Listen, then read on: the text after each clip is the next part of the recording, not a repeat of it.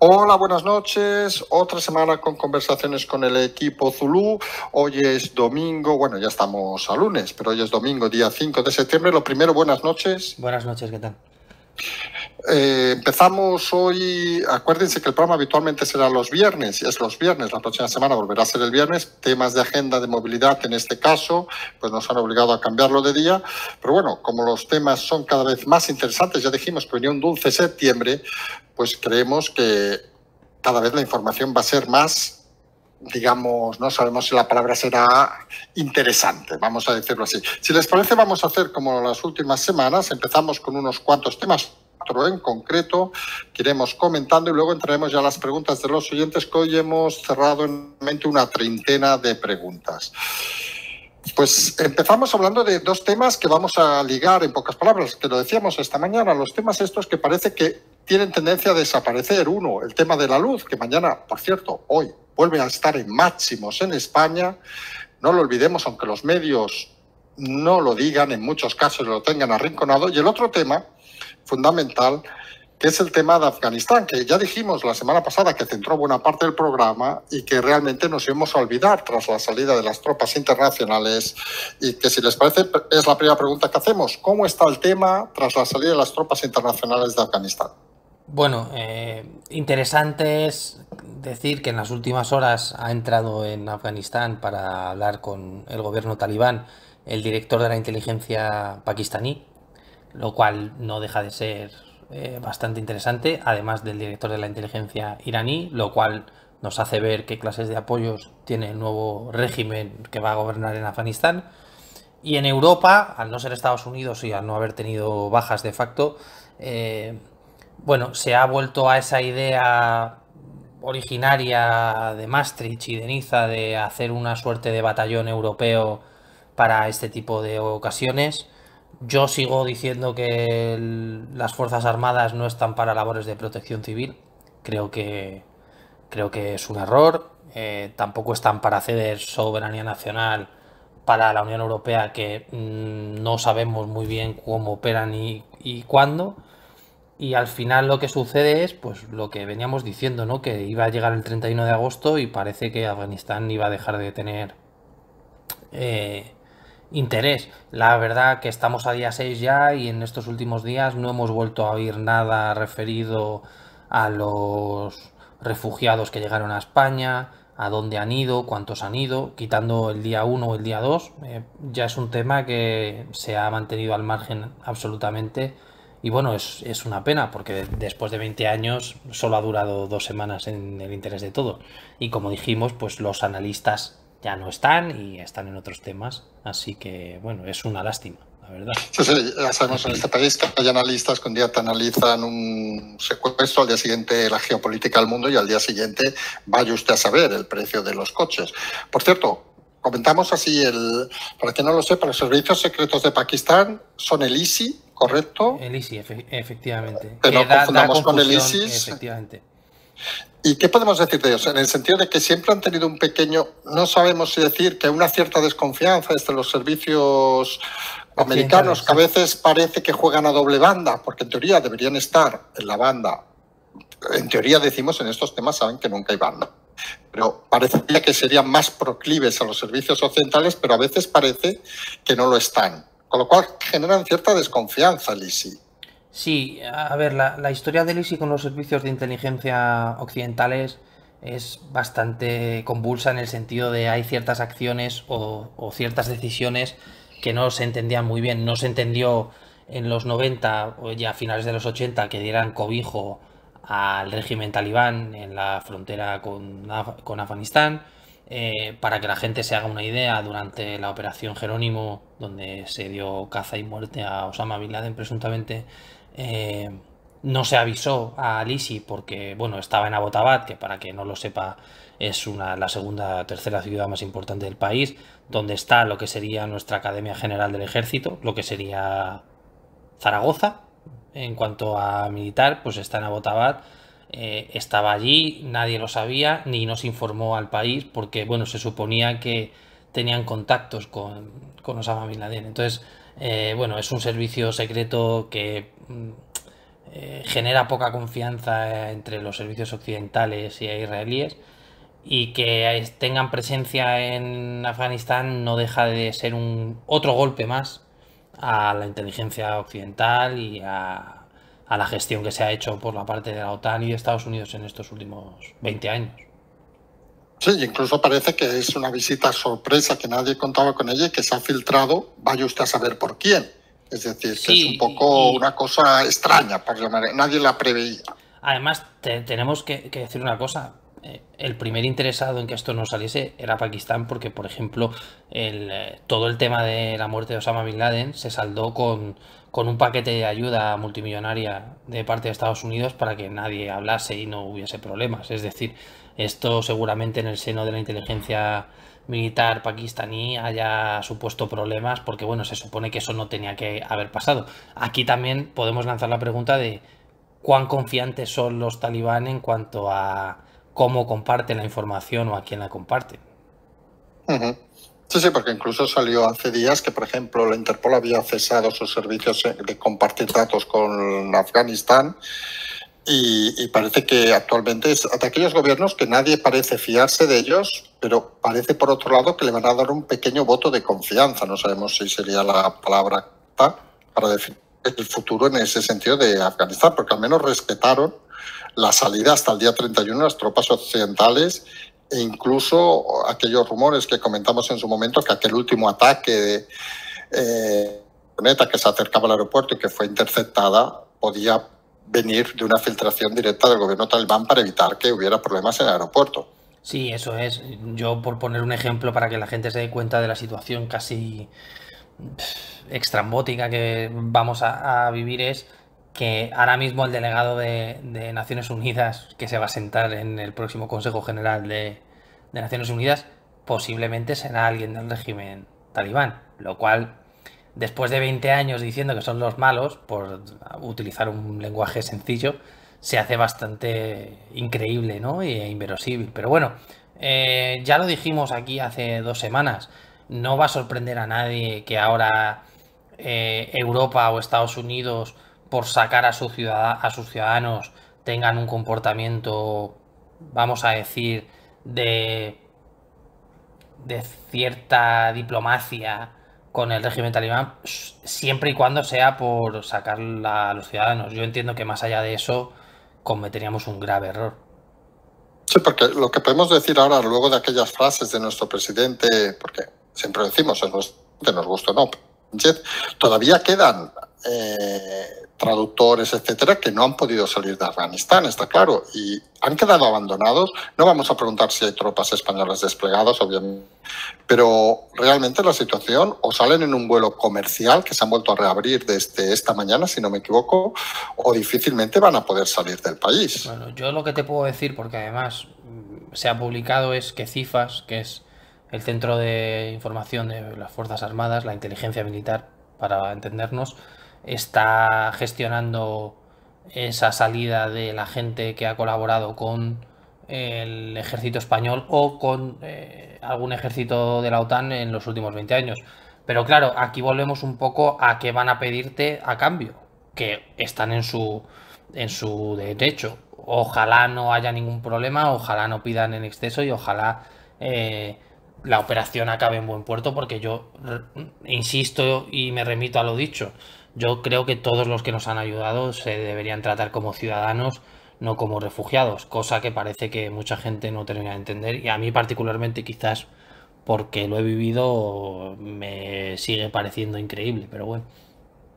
Sí, pero mira, te retomamos de esas cosas que improvisamos, porque a veces nos toca improvisar. Has dicho una frase de la inteligencia militar de España para explicar a la gente cuántas inteligencias, y no es irónico, obviamente existe en España, existe el CNI por un lado, existe la inteligencia militar por otro, obviamente existe la inteligencia, entendemos, de la Guardia Civil.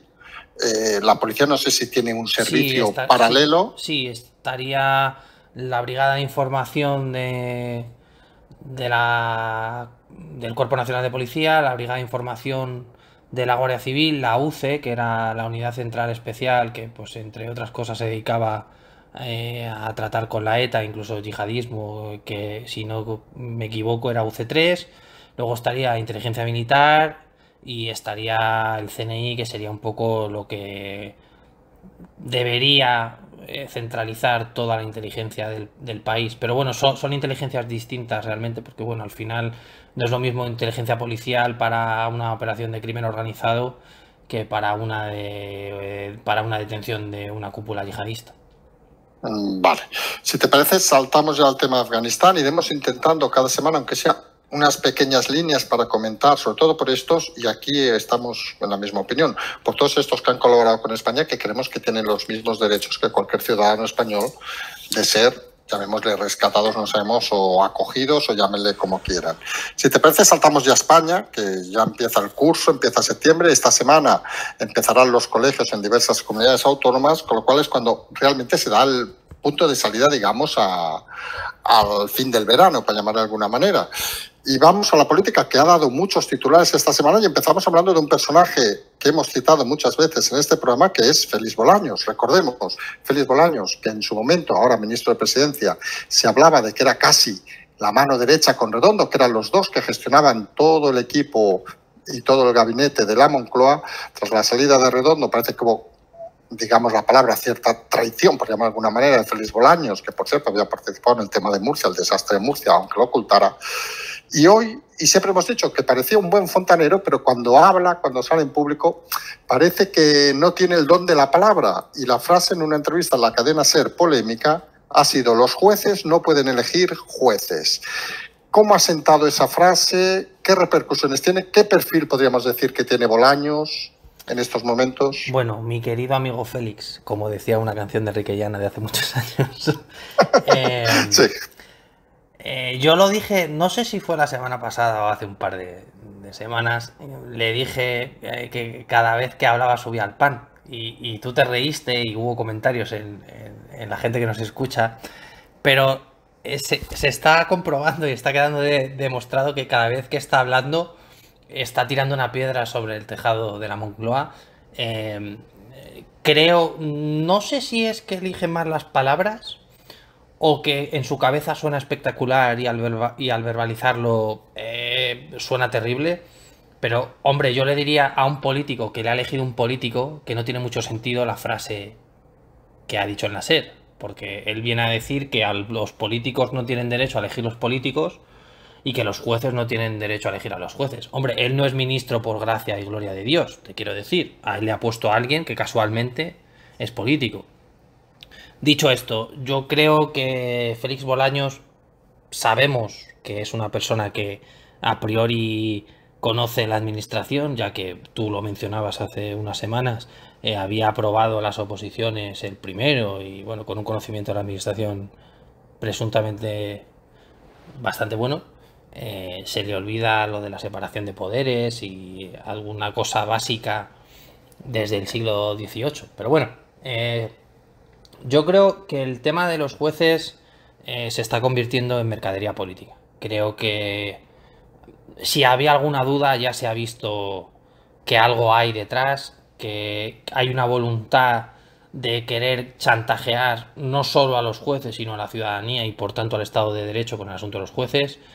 Nosotros desde aquí hemos dicho por activa y por pasiva que nos gustaría primero que los jueces eligiesen a los jueces y que también la ciudadanía tuviese esa posibilidad de elegir los jueces que les representan de una manera democrática como se hace en otros países. A mí que un ministro de Presidencia salga diciendo primero mentiras, como es la de que políticos no eligen a políticos, porque un consejero de una comunidad también la pone un político, y sin olvidar que a él no le ha votado a nadie, porque ni siquiera estaba en las listas, que esto también es otra cosa que al hombre se le ha debido olvidar. Debería intentar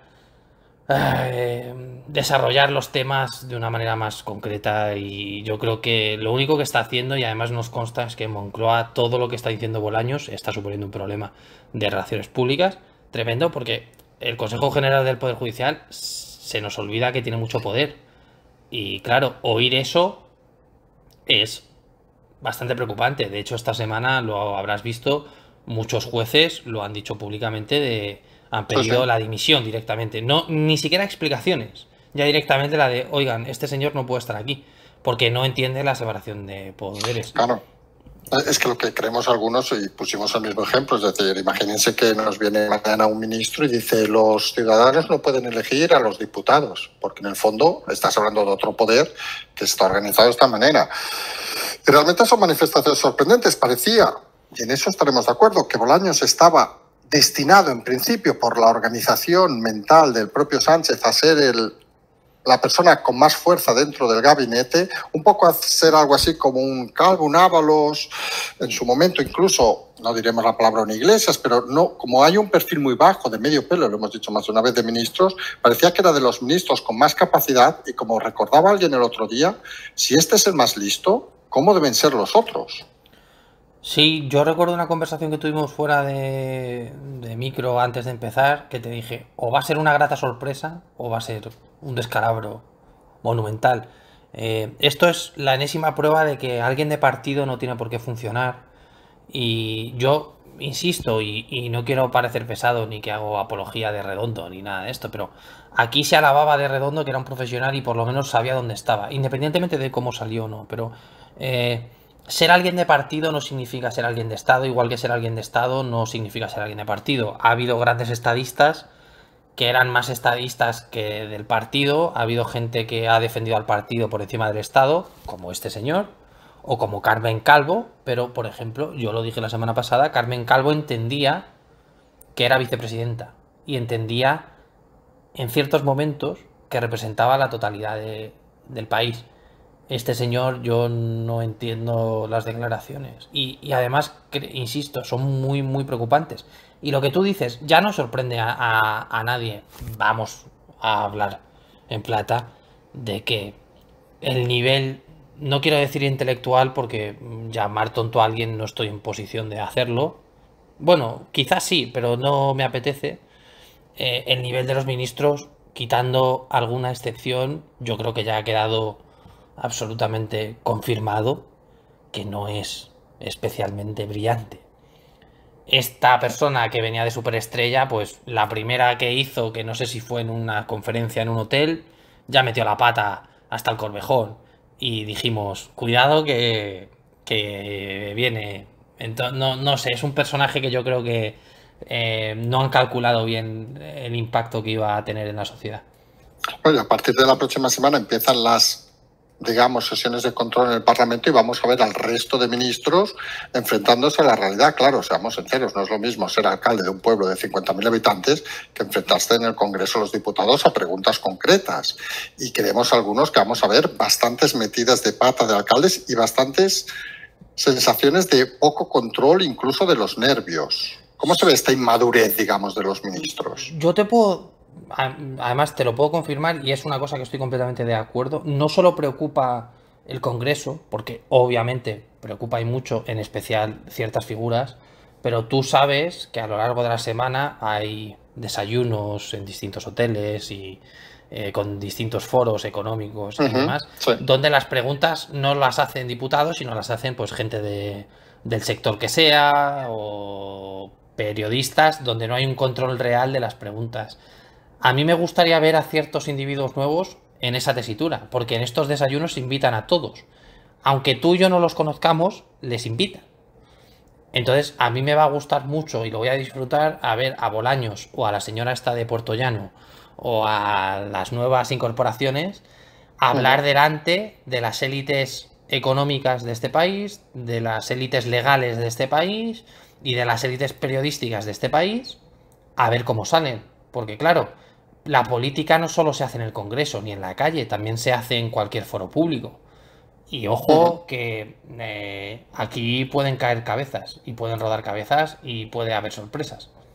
Sí, porque esto al final nos lleva al siguiente tema, que es el que vamos a hablar un poco más extensamente, que es, entre comillas, lo que hemos ya hablado en alguna ocasión, las indicaciones, digamos, de este cambio de jefe de gabinete, de pasar de Óscar López, recordemos, antiguo director de Paradores, sustituyendo a Redondo, que ha implicado cambios, obviamente, en la forma de comunicación, cambios incluso en ese intento de presencia de Sánchez cada vez más, no diríamos la palabra masivo, pero por ejemplo en actos prácticamente 2 por semana que antes existían, donde se le da un estrellato a Sánchez, que algunos lo que acabamos de ver y lo hemos visto ejemplo en este acto de Guadalajara, donde los anillos de seguridad se alargan para que no se acerque el público a él, esa sensación de desnudez y que Sánchez no parece ser, y lo hemos contado más de una ocasión, una persona brillante en solucionar, digamos, situaciones fuera de lo que tenga marcado.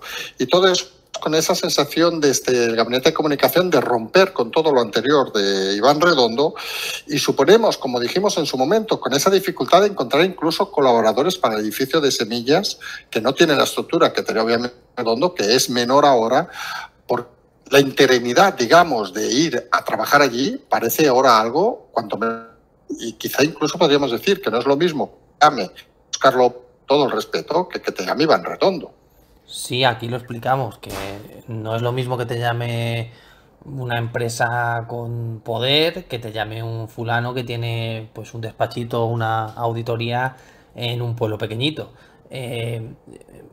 A mí me llamó mucho la atención el primer meeting, creo que era el primero, que dio Pedro Sánchez, el lenguaje violento, entre comillas, con el que se refería a la oposición. No entendí el tono, me sorprendió porque de haberlo hecho con Redondo era bastante sorprendente porque siempre se controlaba mucho y me recordó un poco a la vieja política, ¿no? A esa forma de crispar que se utilizaba a principios de los 2000 o a finales de los 90, donde parecía que la oposición era el malo y hacía todo lo malo, cuando hace su papel porque no deja de representar a una parte de la ciudadanía. Y esa forma de referirse a Casado y esa forma como de menospreciarlo me hace darme cuenta, y creo que la gente estará de acuerdo, que el tono, que también es importante, ha cambiado. Al final con Redondo todo era como un escenario teatral, ¿no? Independientemente de dónde fuera el evento, la charla, lo que fuese, siempre había esa sensación de control. Ahora se ve más a portagayola, que sea lo que tenga que ser, y ya está. Entonces yo creo que ahí pierde. A los puntos sale perdiendo Óscar López con Iván Redondo de largo. Sí, porque es cierto, ese tono, no diremos la palabra violento, pero casi incriminatorio. Sí, un tono incriminatorio muchas veces a la oposición que no habíamos visto antes. Y sí que algunos pensamos, si estaréis de acuerdo, que cuando uno... Esto es como, volvemos a los típicos del fútbol, que parece que aquí nos pasamos el día viendo fútbol y que no vemos. Pero bueno, el sentido de que parece que con Redondo era tocar la pelota y pam, pam, pam, y acababas durmiendo al personal. Porque al final, fíjense que prácticamente de Sánchez había lo que había, pero había otros parapetos delante, llámese Iglesias, Ábalos, Calvo, el propio Redondo, y ahora es la sensación que venimos diciendo hace días, que ahora parece que han cogido la directa, de ir a centrar, intentar rematar y meter gol y fulminar a Casado en 2 días. Y es esa sensación extraña de que lo haces con Sánchez de delantero centro, es decir, no tienes equipo detrás, es patada adelante y, como decíamos un día, que es curioso que un partido socialista haga esto, que sea lo que Dios quiera. Sí, al final yo creo que se están viendo expuestos porque aquí lo dijimos desde el principio. Se ha perdido ese muro de contención que suponían ciertos ministros y ahora de repente se ve solo y bueno, han pasado al ataque. Supongo que habrán aplicado esa frase de la mejor defensa es un buen ataque, ¿no? Pero yo creo que en este caso se están confundiendo porque además... creo que el fallo aquí está en el tiempo, es decir, no ha empezado el ejercicio, no han vuelto de vacaciones y ya están atacando lo que han hecho en verano, cuando el primero que no has hecho nada en verano, por ejemplo, con el tema de la luz que mencionabas, eres tú. Entonces, esto de atacar para que no te ataquen, creo, primero, que es subir el tono de una manera irresponsable, y segundo, es desviar la atención hacia ti mismo, porque al final te estás culpando a ti. Entonces, yo creo que en cuanto a comunicación de Moncloa ahora, comparado con, vamos a hablar, si te parece, de mayo hacia atrás, es decir, de antes de las elecciones en la Comunidad de Madrid, hay un cambio de 180 grados, absolutamente. No tiene nada que ver y se nota tensión. Tú lo decías, que los anillos de seguridad ahora se sitúen a kilómetros o a cientos de metros. por evitar según qué imágenes, pues hombre, yo creo que ya te hace darte una idea de que en Moncloa son conscientes de lo que generan. Sí, sí, no, y realmente yo a ver, parece que luego en las vacaciones vuelven a aparecer los personajes que estaban medio desaparecidos. Ábalos, que como sabemos se ha convertido o se convertirá, les soy sincero, no sé si ha empezado ya, empieza la semana que viene, en contertulio del programa de Risto Mejide, entre otras cosas. Iglesias, que ya ha empezado a escribir, por cierto, les invito a no leerlo porque es un auténtico coñazo lo que ha escrito, lleno de tópicos. Sí, sí. Sí, sí, en el CTX o algo así, la revista de Roures, y que empezará, creo que será este lunes en la cadena SER, también las tertulias, y Calvo, que supongo también acabará apareciendo un día de estos de nuevo. Sí, yo aquí supongo que la ayuda famosa de 150 millones a los medios de comunicación era esto, y que las puertas giratorias de esta legislatura no son las eléctricas, que ahora son el coco, sino es la SER y medios afines a la izquierda.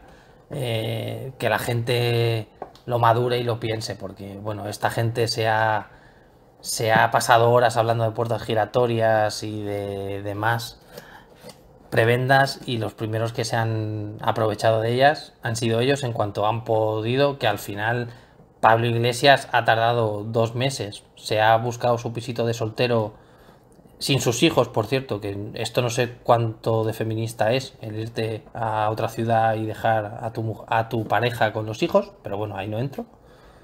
Tu pisito de soltero y trabajo al medio, que como vicepresidente le diste 150 millones. Pero bueno, no sé, supongo que no será prevaricación ni nada de esto. No lo sé. No, no, será una pequeñita puerta giratoria, pero como él es un profesional de la palabra, realmente, en fin.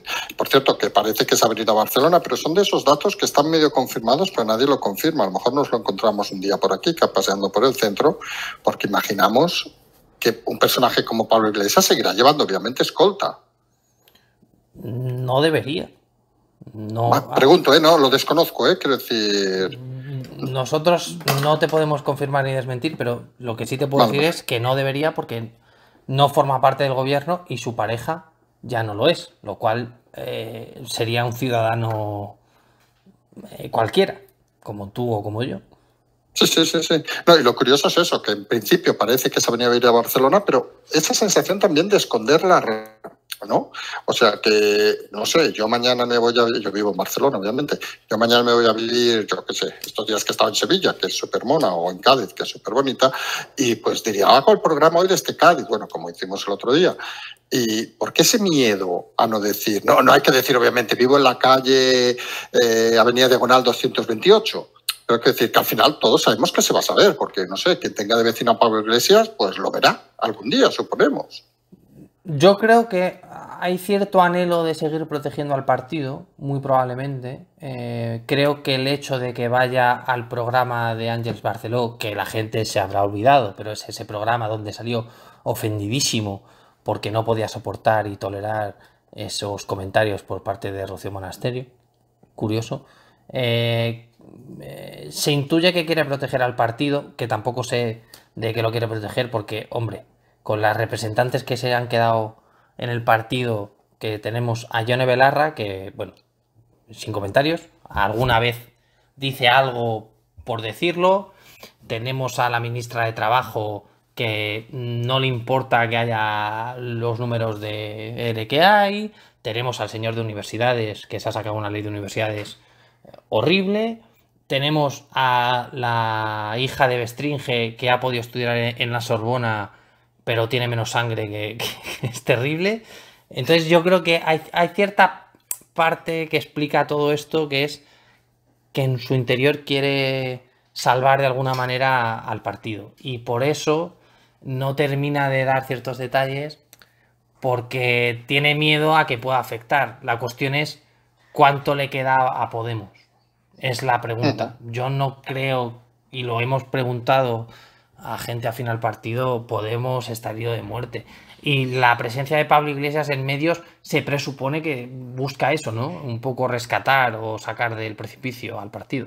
Sí, sí, intentar buscar un alarde de esta. Claro, nosotros lo que pensamos también es que, claro, Barcelona es Barcelona y depende de dónde viva, rápidamente saldrá precios, etcétera, y volveremos a la historia de antes. No se va a ir a vivir al barrio, no sé, un barrio podría ser Poblenou, por decir un barrio de Barcelona.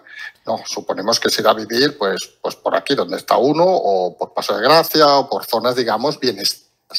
En castellano esto, pero bueno, por zonas buenas. Y eso supongo también crearía otro pequeño conflicto, digamos, moral, que al final el problema de Podemos, lo hemos dicho muchas veces, es cuando un partido sube con la moralidad, se hace muy difícil cuando hacen actos supuestamente amorales.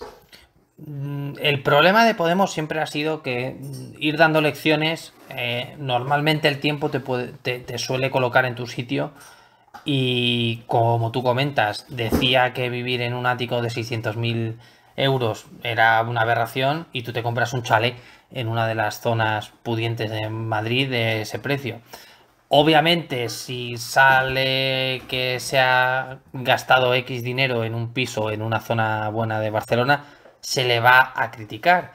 Y él, obviamente, ya te lo anuncio, va a decir que ahora es una persona privada y es una persona ajena a la política, y que eso forma parte de su intimidad. Bueno, forma parte de su intimidad, pero a mí me gustaría saber qué parte de esa intimidad es la que le ha posibilitado tener el sueldo que tendrá en la SER, o que le ha posibilitado colaborar con la Universidad Oberta de Cataluña o con el medio de Roures de Contexta. Entonces, claro, al final ha sido tanto predicando que se te ha vuelto en contra. Sí, sí, al final incluso da para chistes. Aquel chiste que decía, se va Messi, viene Iglesias. En fin, cosas que pasan aquí, que vamos a Cataluña precisamente. Pues se ve que en Cataluña, no sé si sabes la historia, te explico, del obispo, que no vamos a comentarla. ¿Sabes la historia del obispo de Solsona o no? No. Vale, pues te comento, porque aquí se ha hablado mucho. El obispo de Solsona, el obispo más joven de España, Ajá. ha renunciado a los hábitos, vamos explicando desde hace 2 días, ha renunciado a los hábitos con 52 años, es el obispo, digamos, más independentista de todos. Ajá. Entonces, cuando renuncia a los hábitos hace un par de días, pues sale el escándalo, ¿no? Sale de que es porque ha presionado la curia romana, porque, claro, la presión de España, que ya ves qué presión puede tener España en el Vaticano, pero bueno, porque es un obispo independentista, y al cabo de un día o dos, pues sale la realidad. Se nos había enamorado. Vaya. Claro, se nos había enamorado de una mujer casada con un musulmán de Marruecos, que se había vuelto de Marruecos y que es escritora de cuentos eróticos. Entonces, claro, lo tiene con lo todo cual, la chica. Sí, escritora, no escritora amateur, sino que ha publicado 2 libros de historias eróticas y tal, con lo cual, y se han ido a vivir a Manresa. Ellos eran de Solsona, unos kilómetros de tal, pero bueno, o sea, te imaginas el comentario aquí en Cataluña sobre este tema hace cuanto menos risas, y algunos hacíamos la risa, y aquí vamos al tema que creemos que es más interesante. Obviamente no hace falta que comentemos nada del obispo, que creemos que es su libertad. Mejor que no. Sí, pero bueno, es un carrillo que siempre va bien para que vean que en Cataluña no somos nadie, pero somos unos cachondos a veces. Y hablamos del tema de los rusos, porque al final también casi lo podemos tomar a cachondeo, lo de los rusos, porque que ha explicado el New York Times, rusos, Puigdemont, nos aparecen por el medio, obispo que se casa, que se junta con una que escribe cuentos eróticos, que era musulmana. Esto, Cataluña, se complica. Bueno, yo del obispo solo diré con la iglesia hemos topado. Más allá de eso no voy a hacer ningún comentario porque, vale. En fin, tampoco, sí, que luego pecaremos. Efectivamente. No, pero el tema ruso, si en algo son buenos los rusos, o en este caso el GRU, que es la inteligencia militar rusa, o la FSV, que es la inteligencia, luego que sería nuestro CNI, son en aprovecharse de lo que sea para sacar información de donde sea, y si puede mover un poco el avispero previo pago, muy probablemente, lo hacen. Sí, 295.000 euros, según parece, pagó la Generalitat a alguien para hacer contratos para a ese alguien. Creemos que se nos habrá quedado el dinero. Muy posiblemente sí. Sí. Bueno, es la leche esto. Long story short, lo que pasa es que, bueno, que en Cataluña se pensaban realmente las élites independentistas que podían conseguir una independencia real, que necesitaban una suerte de aliados en el proceso, o una suerte de gente que le favoreciese en cuanto a según qué acciones. No solo estoy pensando en el referéndum, sino en el 1 de octubre, en las manifestaciones estas que hubo, que ardió Barcelona y todo esto. pagaron a alguien que decía ser, porque claro, al final esto la gente tiene que saber, esto no funciona de hola, soy del GRU o soy del FSV, me llamo Víctor Shevchenko y vengo a ayudarte a lo que quieras. Esto no te dan una tarjetita con un número. O sea, claro, aquí alguien ha sacado tajada, los rusos habrán sacado información muy probablemente en mayor medida de los miembros de la Generalitat y de los partidos independentistas, porque al final son a los que han podido tener acceso en cuanto a los círculos y en cuanto a la gente que han podido colocar como novias, novios, amigos, amigas, primos, primas. Eh, Alguien hace unos años en la Generalitat pensó que era una buena idea. Aquí yo lanzo la pregunta de que probablemente esto sea un delito de traición por colaborar con, con servicios de espionaje extranjero, pero bueno, supongo que Fiscalía tendrá algo que decir al respecto. Y no deja de ser otro capítulo infame de todo el proceso de independentismo catalán, donde al final se agarraban a lo que fuera o a la promesa que les dieran para conseguir el objetivo. Yo entiendo que los rusos, por cómo trabajan y cómo llevan trabajando desde la prestoica, intentan sacar rédito de lo que puedan, porque bueno, la información es poder, y alguien en Cataluña pues decidió que los rusos tenían que intervenir. Más allá de eso, entenderás que hay mucha literatura. Sí, porque al final una cosa que has comentado y creemos que es importante, es decir, que la gente tenga el concepto que estos servicios de información, ya hablamos de cualquiera, es decir, no te llegan y te dicen, hola, por poner un ejemplo europeo, trabajo en la CIA y te voy a ofrecer un contrato de trabajo de 2 años con estos y asegurado en seguridad social. Esto no funciona así. Imagínense los servicios, por ejemplo, que hemos hablado antes de Pakistán, etcétera, etcétera. Se dedican más a conseguir información que a captar gente, digamos, para colocarlos en un trabajo fijo, para entendernos. Y entonces es fácil que haya gente que juega la ambigüedad para conseguir información y que luego revenda a terceros. A ver, está claro que si eres lo que se considera una persona de interés, un POI, lo que se considera en el negocio, si te contacten, ¿no? Pues si eres alguien del independentismo que ellos consideran que puedes filtrar información de la Generalitat o del gobierno español en cuanto al acceso que pueda tener alguien de la Generalitat, te contactan. Muy probablemente en este caso fue al revés, fue alguien del gobierno independentista el que se acercó a la delegación diplomática rusa, pero efectivamente esto no es un negocio de hola, busco espía, contacte en el, en el teléfono este. en este teléfono. Claro, y hay mucha gente, pues los comisionistas, ¿no? Entre comillas. Siempre hay alguien que intentará sacar tajada del asunto, pero ya te digo que esto no funciona con asuntos o en un muro de Facebook de se busca. No, no, esto es más serio. Y luego ponen en el LinkedIn, fui espía ruso y luego fui de espía americano y luego fui espía pakistaní. Alguno habrá que lo ponga, ¿eh? Yo tengo mis dudas, pero... Bueno, algún despistado siempre hay en la vida, no citaremos nombres, pero bueno. Hablando de Cataluña, el día 11 la diada, parece que vendrá una diada más tranquila, que es si no nos equivocamos, debe ser el sábado que viene, será una diada más tranquila que las anteriores, obviamente. Sí, aquí volvemos a la duda de siempre de qué decidirá cada partido del gobierno. Porque a lo mejor Junts per Cat decide una cosa, Esquerra Republicana decide otra, en Bruselas hacen un evento pidiendo la independencia en la diada, habrá gente que saldrá a las calles, se habla de las CDR y todas estas, las juventudes de Arran y demás, que lo hemos comentado antes. La diada al final se ha convertido en el escaparate. Yo siempre lo he identificado como cuando los canales de televisión lanzan la parrilla, que se ve un poco la estrategia de ese año, pues un poco eso, ¿no? Es un medidor de las relaciones entre los socios de gobierno. Y puede ser muy interesante este año porque, bueno, al final en 3 semanas tenemos otro aniversario de las votaciones y de los disturbios de hace 2 o 3 años. Entonces, claro, todo esto puede derivar en muchas cosas. Y al final estarás de acuerdo conmigo que Cataluña hay una estabilidad tensa. Tampoco termina de estar todo seguro, ¿no? Entonces, bueno. Sí, sí, puede, a ver, es lo que hemos dicho siempre, es aquella fase, digamos, de que parece que está todo desmontado, pero cualquier cosa puede incendiar las calles. Que, por cierto, donde parece que cada vez tiene menos control Puigdemont, que parece que acabará lo que dijimos también hace tiempo, acabará en el olvido o en una prisión comiendo con ratoncitos, porque parece que cada vez tiene menos apoyos. Sí, entiendo que hay prisa por el asunto Puigdemont, porque es verdad que, bueno, el tema ya, me vas a permitir la expresión, casi que aburre. Pero el independentismo está perdiendo poder, empezando porque la gente se está dando cuenta de que esto viene de donde viene, ¿no? Que son las élites. Y al final, si tú eres un corrito de Cornellá o que trabaja en la SEAT o cualquier historia, te acabas dando cuenta de que te han vendido algo que no va a ser, que posiblemente te perjudique y que al final, bueno, es toda una pantomima. Pero Puigdemont le queda un poco la bala esta del mártir por la causa, que yo creo que está agotada, pero bueno, en su cabeza debe ser algo extraordinario.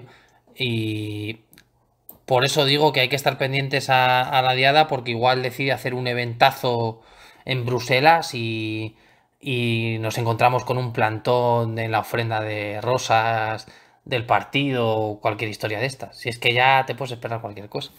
Sí, sí, la de Cataluña parece que está claro que, por cierto, y acabamos con Cataluña hablando de que esto que está pasando, que comentamos la semana pasada, que una gran preocupación que había en los fuerzas y cuerpos de seguridad del Estado era el poco control, no sé si es la palabra correcta, que empieza a haber en estas actuaciones nocturnas. Hemos visto imágenes de estos últimos días en localidades de Barcelona y en la propia Barcelona, donde la policía ha de huir de la gente que le tira botellas, patadas, etcétera.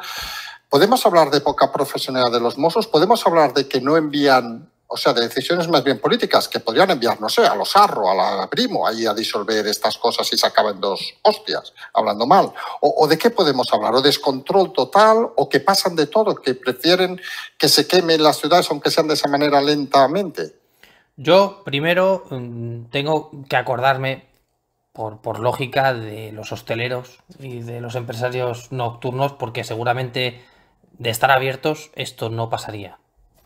Punto número uno. Punto número dos. Yo no he dudado nunca de la profesionalidad de los Mossos y hasta ellos te mencionan de que todo esto viene de arriba, de los mandos políticos, porque todos sabemos cómo funcionan estas cosas.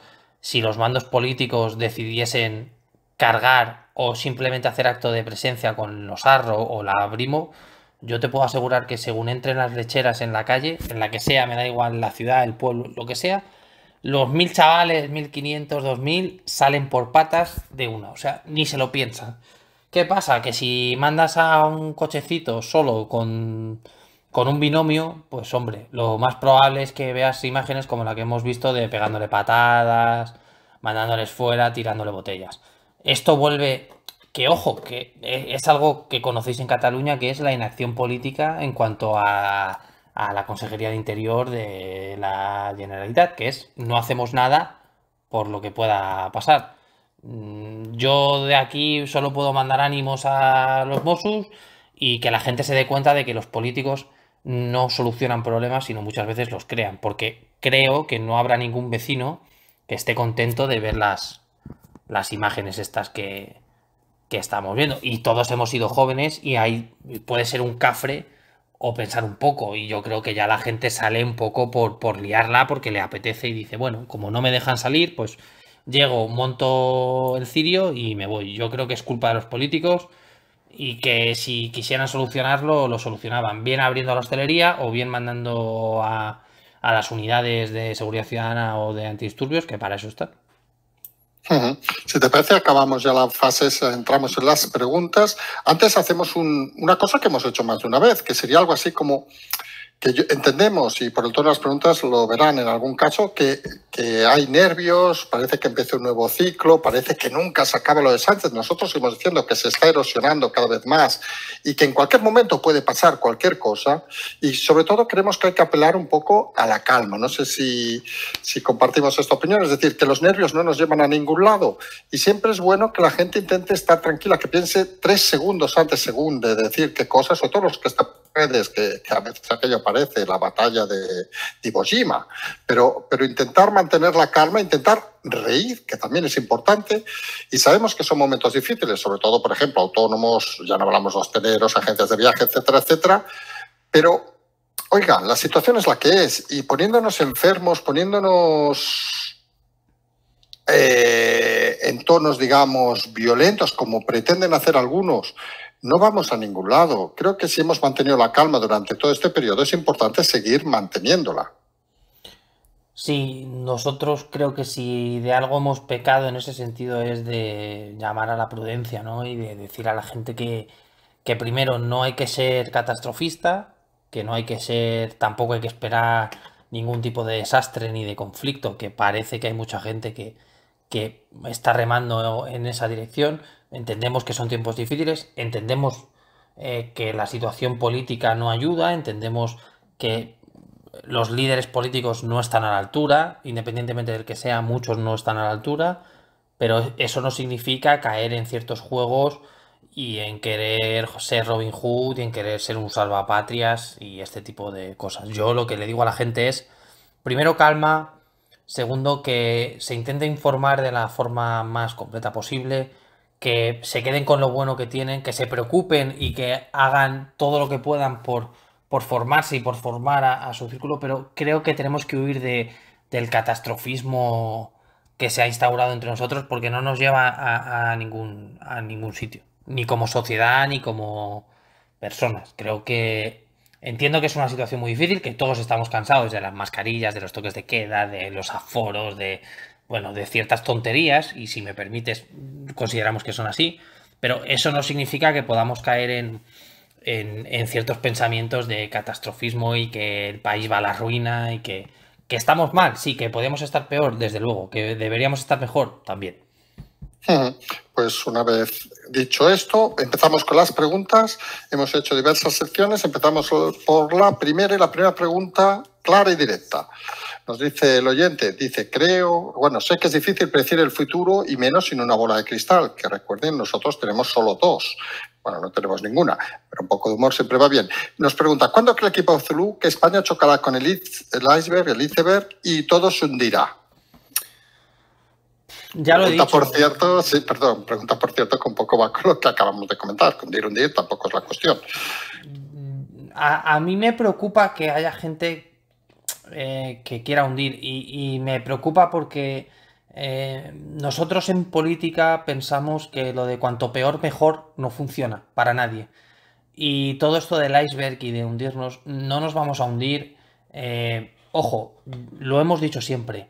El político es temporal, pero la población es eterna en el sentido de que los que van a pelear, la gente va a seguir con ganas de trabajar, la gente va a seguir con ganas de sacar a su familia adelante y más pronto que tarde el político que está ahora se dará cuenta y si no, espero y deseo que la gente cuando pueda votar vote en el sentido de los que protegen sus derechos, protegen sus libertades y les dejan trabajar.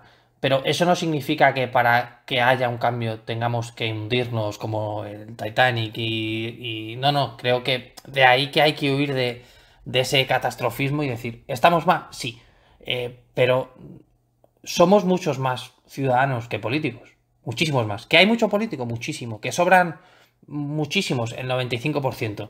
Pero somos muchos más. Y creo que al final un país no son los políticos, son los ciudadanos. Entonces, vuelvo a insistir por enésima vez, calma, por favor, calma.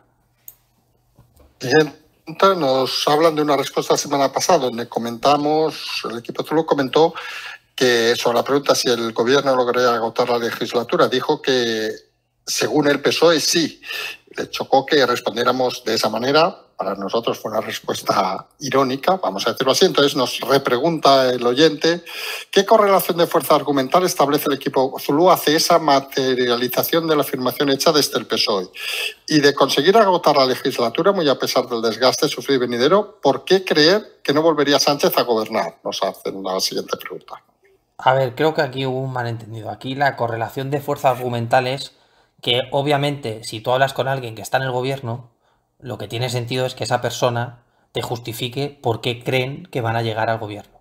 Lo que dijimos fue que tras nosotros opinar de que el gobierno tenía muy difícil llegar a fin de legislatura, aunque lo fueran a intentar empezando porque tenían los presupuestos generales del Estado, había gente dentro del partido, y eso no se puede analizar porque es una frase en un contexto que es hasta dónde vamos a llegar como partido, que nos aseguraba que dentro del partido estaban seguros que querían llegar al final de la legislatura. Eso no da pie a analizarlo, es decir, esto es como si ponen una alcachofa a Casado mañana y dice, quiero ser presidente. No puedo analizar sus palabras, solo puedo decir, quiere ser presidente.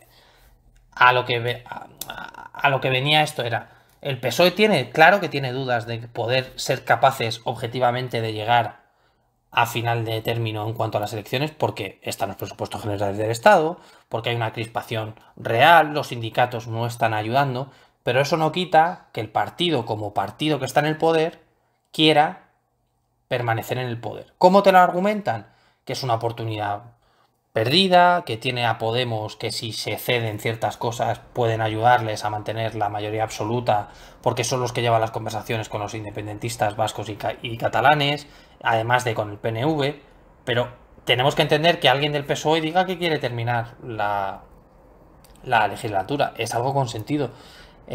Obviamente, de agotar la legislatura con el desgaste sufrido, me cuesta mucho entender y nos cuesta mucho entender incluso a gente del partido que tras el desgaste y la crítica que está viendo, además de todos los ámbitos, Sánchez fuera capaz, ojo, en términos normales, de reeditar la legislatura. Porque ¿qué tendría que ceder más a qué partidos para conseguirlo? Y sobre todo, ¿qué estaría dispuesto el votante del PSOE a ceder para que su presidente siguiese 4 años más?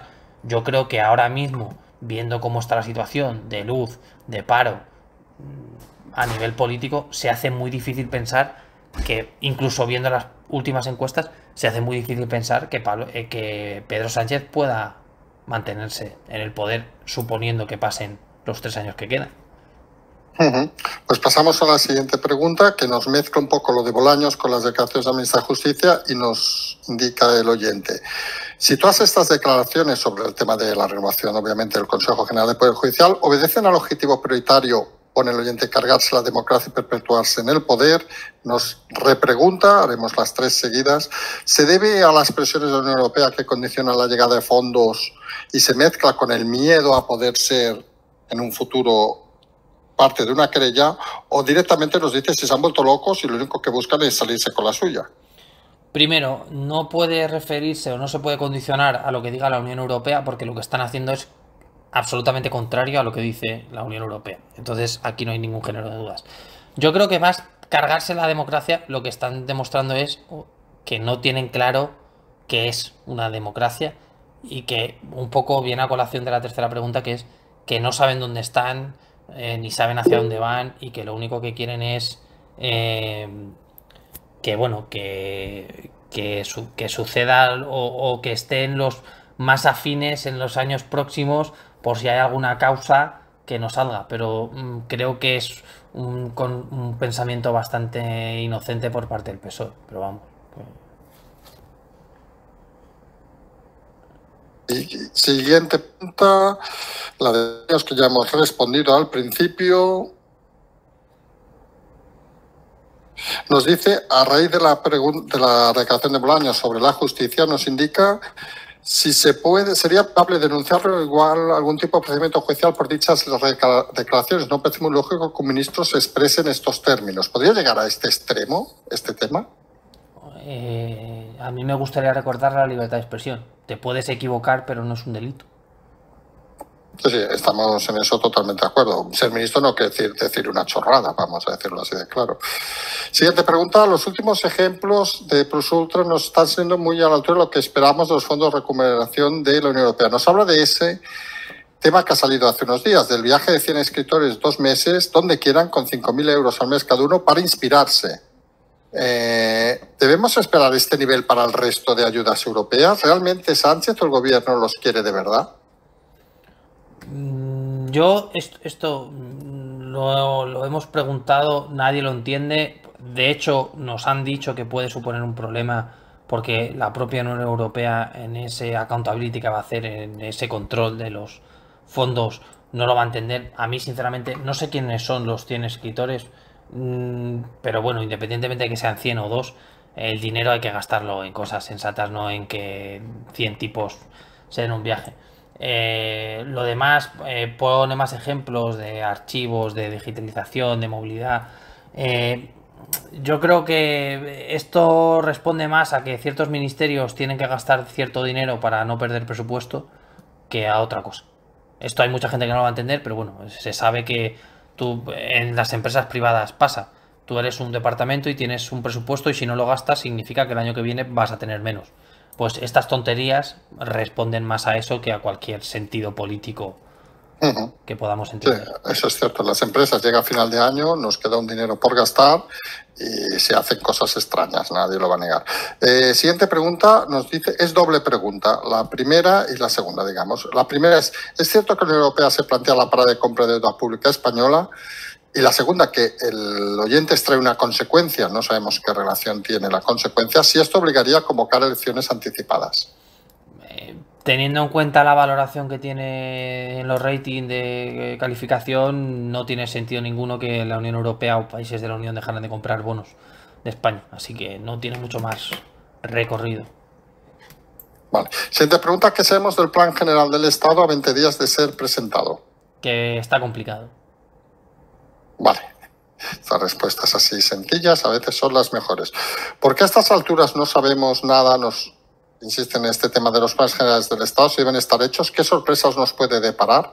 Pues no sabemos nada porque a 20 días decir que están muy lejos de concretarse suponen un problema y que en lo que tendría que ceder el gobierno central sería a ciertas autonomías, lo cual supondría un problema para el Partido Socialista de cara a unas futuras elecciones, como por ejemplo se antojan en Andalucía. Vale, sí que es uno de los rumores que están estos días cada vez más acelerados, digamos.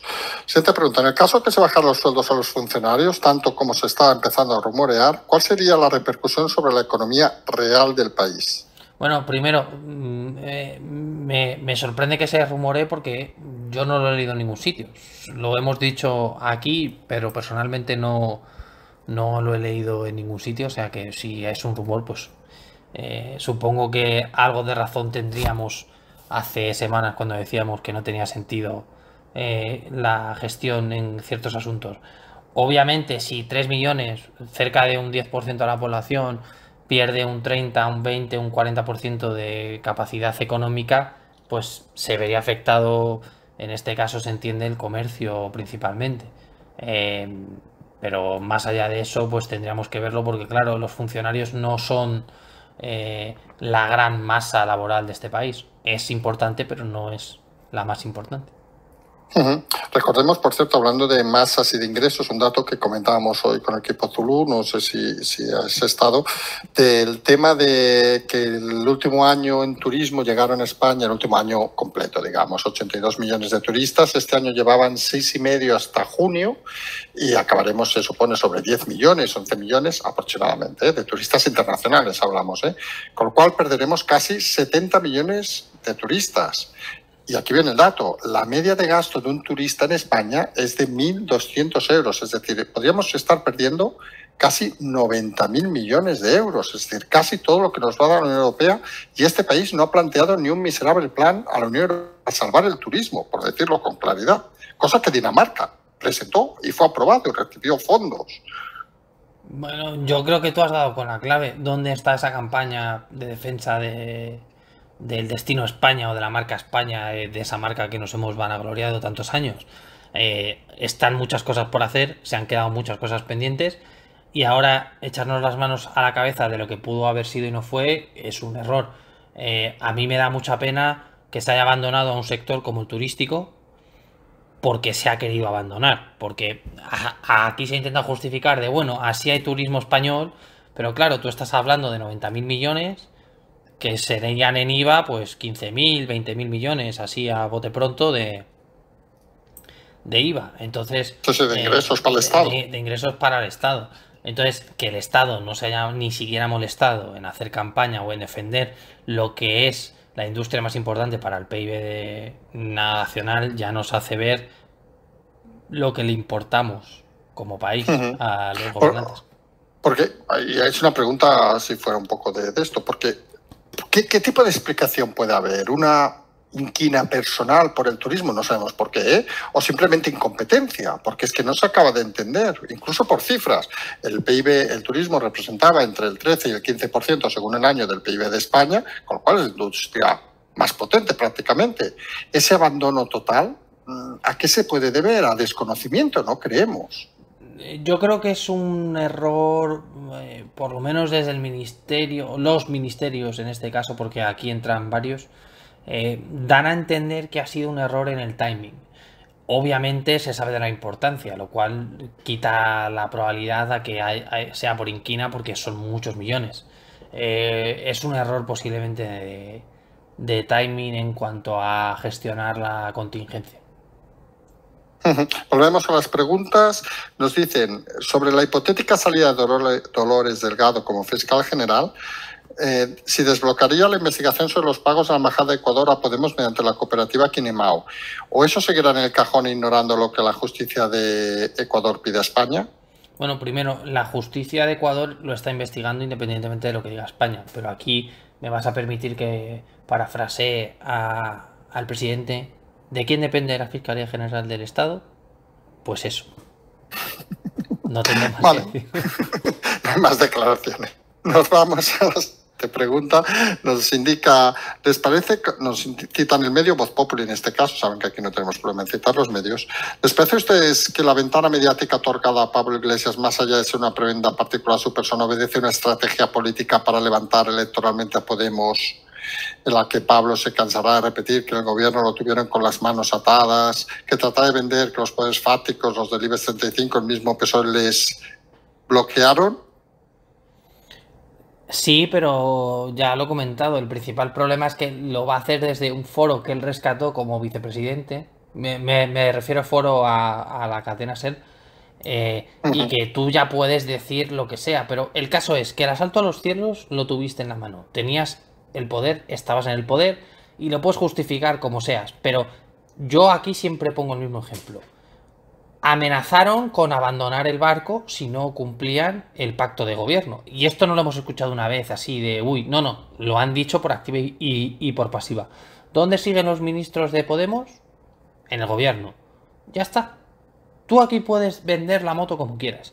Pero si tú dices, si no lo cumplen, nos vamos, y lo repetían por activa y por pasiva, y no lo han hecho, ya no hay más que hablar. No te ha dado la gana hacerlo, se acabó. Y Podemos es consciente de que van a tener problemas para seguir teniendo esa capacidad de voto.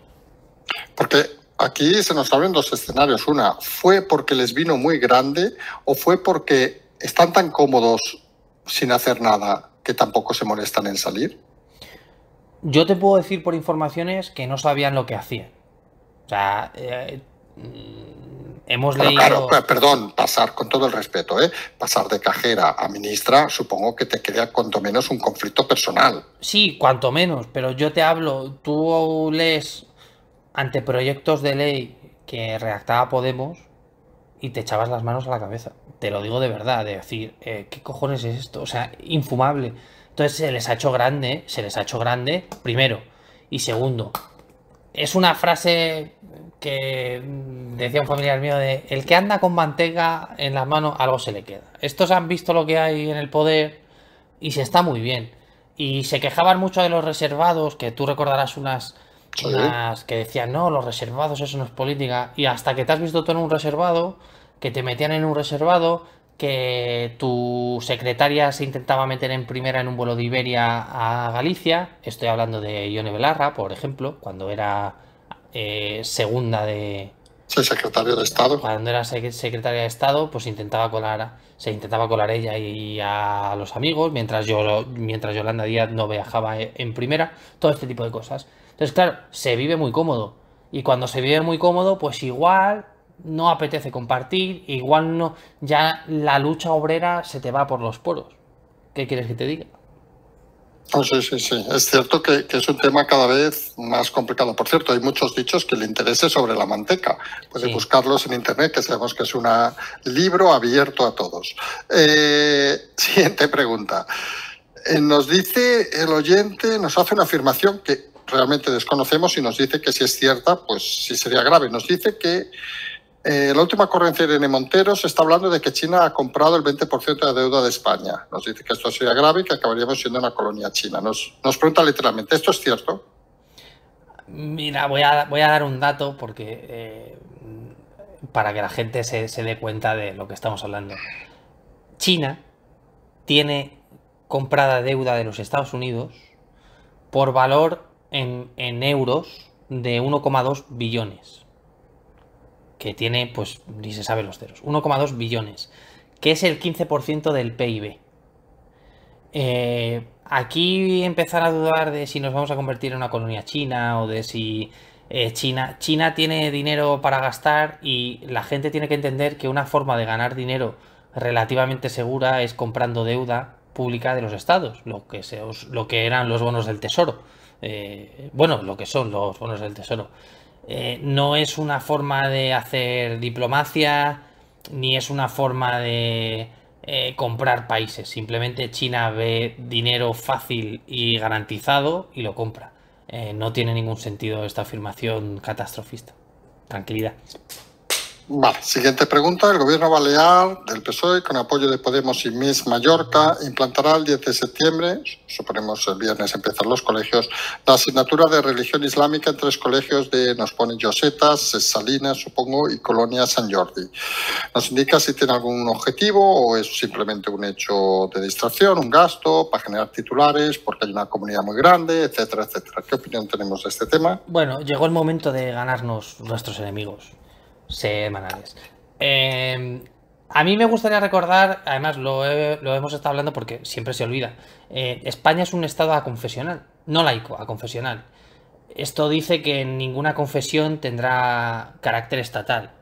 Es verdad que si nos ponemos a mirar ciertas cosas, como la renta y demás, pues esto entra en duda. Yo la pregunta que lanzo es, si se explica el catolicismo o el cristianismo en la escuela, ¿por qué no se va a explicar las religiones monoteístas como el judaísmo o el islamismo fuera de historia o incluso dentro de la propia asignatura de historia?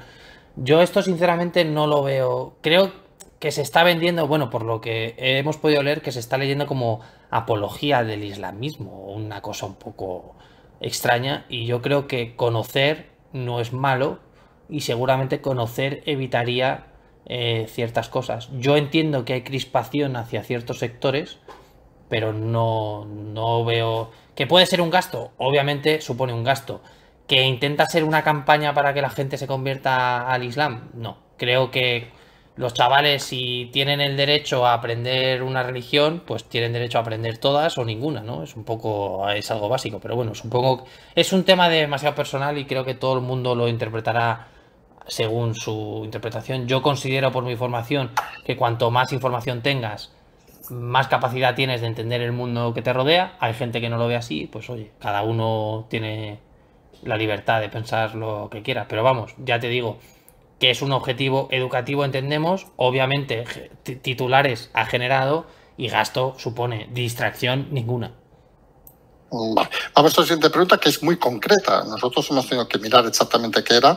Nos dice, el 3 de septiembre entró en vigor la ley 8/2021.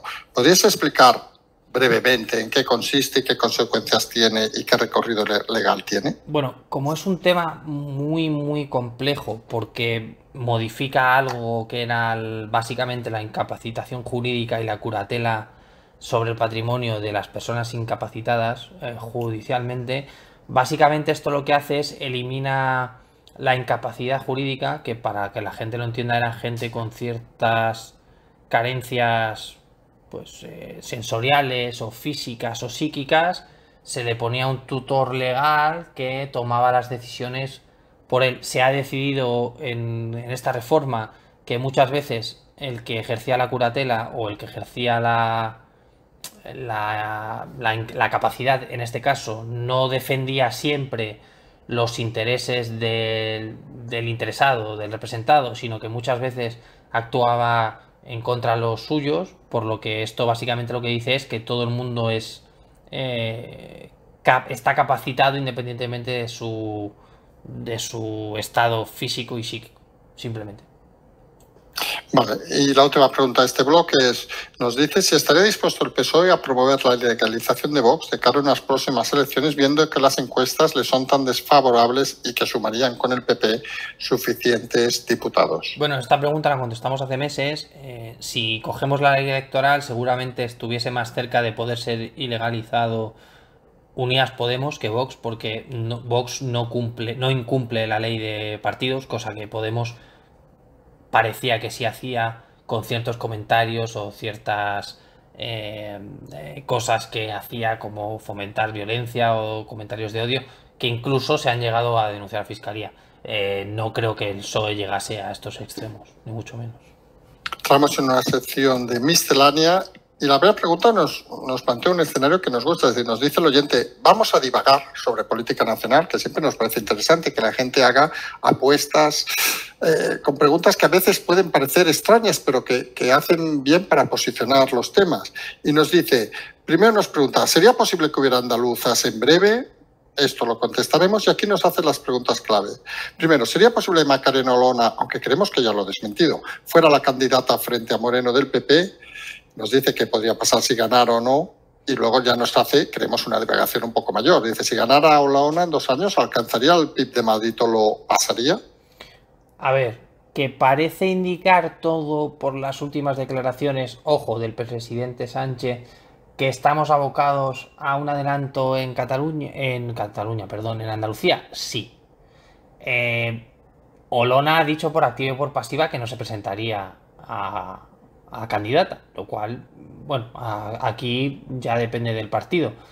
Es cierto que por la gestión del PP quizás Vox tendría mejores resultados de los que tuvo, pero aquí volvemos a hablar de cuál es el techo real de Vox, si lo tiene, si no lo tiene, por qué lo tiene o cómo hace la campaña, porque se ha visto que depende mucho de la campaña que haga. Nosotros hablamos hace meses ya de que Málaga podía superar a Cataluña y establecerse como segunda comunidad autónoma en cuanto a Producto Internacional Bruto, por la capacidad tanto de población como de inversión que tiene, pero ahora mismo en 2 años superar el PIB de Madrid con todos los cambios fiscales que están acometiendo en la Comunidad de Madrid, además del éxodo que ha habido hacia Madrid, pues hombre, se antoja ciertamente complicado, la verdad. Sí, lo que sí que es cierto, como dices, que Andalucía parece cada vez que puede superar a Cataluña, algo que seguramente hace 20 años sería impensable. Sí, y además recuerdo que hablábamos en especial de la provincia de Málaga.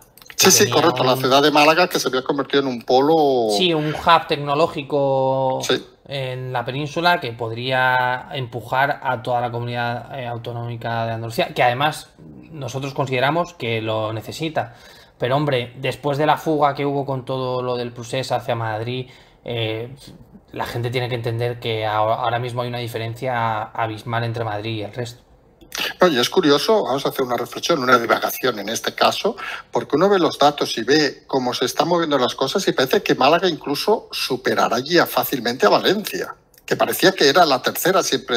¿Saben aquellas teorías? Que había la capital, había la lucha Barcelona-Madrid, y luego había esa lucha que podía Valencia, Bilbao, a veces Sevilla, aparecía Sevilla, y parece que en esa segunda línea, ya incluso llegando a la primera, no liderando a Madrid, que parece que se escapa definitivamente, parece que en cuanto a ciudades, Málaga se podría estar posicionando como la segunda ciudad, digamos, más importante de cara al futuro, ya más incluso que Barcelona, y obviamente superando a Valencia y a Bilbao.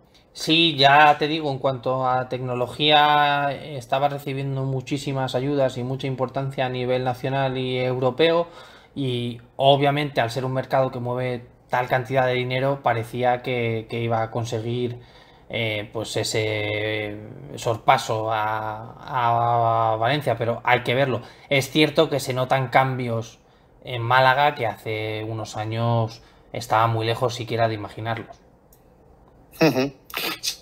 Nos lleva a una pregunta que es casi una tópica. Cada semana la resumimos en una palabra. ¿Cuál es el tope de Vox? A ver, esto es una pregunta muy difícil porque la verdad que si analizas la realidad y las encuestas parece que el tope de Vox no está muy lejos de la realidad actual. Obviamente si preguntas a los círculos de Vox te dicen que muchísimos más.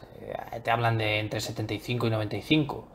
Yo aquí voy a ser magnánimo. Creo que no es importante lo que saque PP o Vox o Ciudadanos, sino lo que no saque el PSOE. Creo que aquí el voto del... Tenemos que ser claros, el voto del PSOE por sentido no se debería ir a Vox, al menos por sentido. Y la duda de siempre de Vox es dónde está nuestro techo. Porque claro, ellos te lo explican. Nosotros tenemos la voluntad de gobernar, pero dependemos de la gente que nos pueda votar. Y las encuestas siempre les dan unos números ciertamente bajos que al PP no le ocurre, porque parece ser que la posición del centro la ha recuperado el PP y Ciudadanos queda relegado a casi algo anecdótico. Entonces, no te puedo decir, ya te digo, el abanico es 75, 85, 90, por ahí. Siguiente pregunta, también un poco abierta, nos dice: ¿por qué los gobiernos occidentales, algo que hemos comentado sobre el tema de Afganistán, son tan hipócritas en nombre de la Realpolitik? Bueno, voy a intentarlo resumirlo mucho. Cuando hablamos de Realpolitik, lo que estamos hablando es de realismo político, que no deja de ser la utilización de los mecanismos propios del Estado, que estoy pensando pues en economía, diplomacia y poder militar, lo que algunas veces hemos hablado que es soft diplomacy, hard diplomacy, para conseguir influencia y poder. ¿Qué pasa?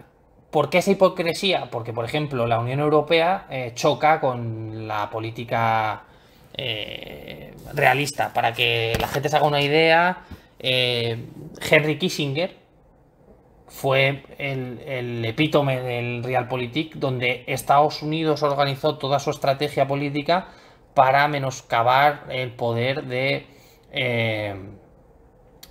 la Unión Soviética. ¿Qué pasa? Hoy en día Alemania, por ejemplo, utiliza su capacidad económica para hacer diplomacia y para defender sus intereses, pero dentro de la Unión Europea tiene los problemas de que tiene cedidas muchas competencias. Entonces, la hipocresía en todo el tema de la política realista viene en que los propios países están maniatados porque viven en un sistema donde la soberanía nacional queda sometida al interés común, como la Unión Europea. De ahí que seamos tan hipócritas en cuanto a ciertos temas.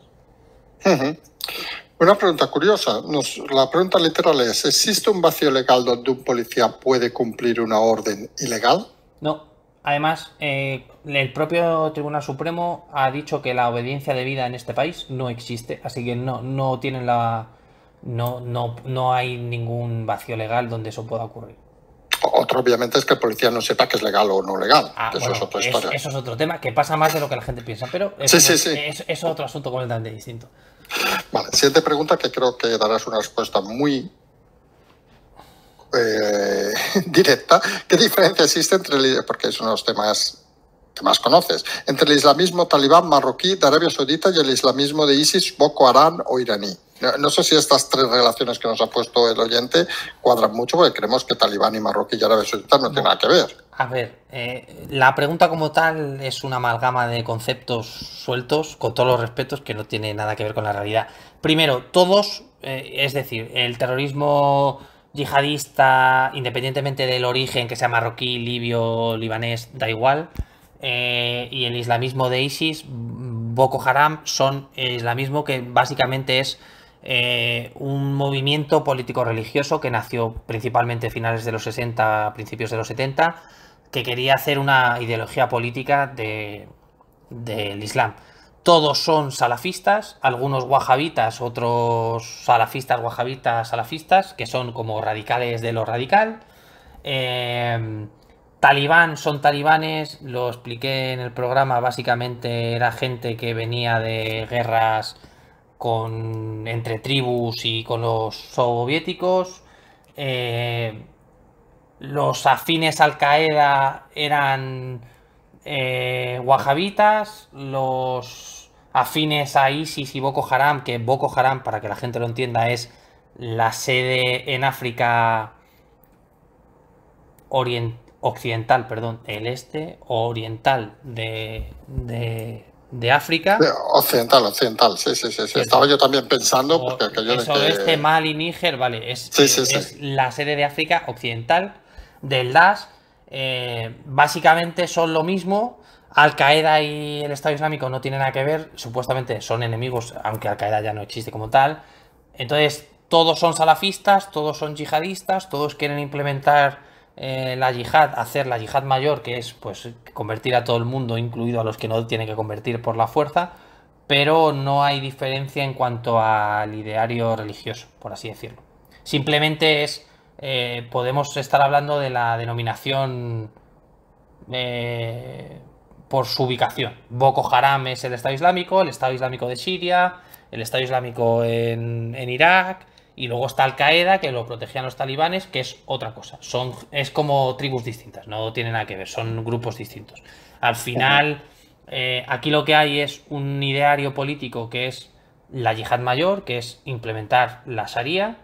El Estado Islámico lo hace de una manera, los talibanes no son Al-Qaeda, protegieron a Al-Qaeda, Al-Qaeda ya como tal no existe realmente, la escisión de Al-Qaeda es el Estado Islámico y Boko Haram es una sede en África del Estado Islámico, no tiene más.